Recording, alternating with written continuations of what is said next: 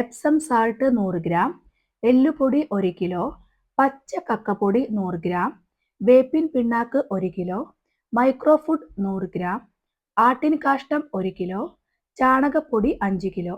ഇത്രയും വളങ്ങൾ മിക്സ് ചെയ്തിട്ടാണ് അബിയുവിന് ചേർത്ത് കൊടുക്കുന്നത്.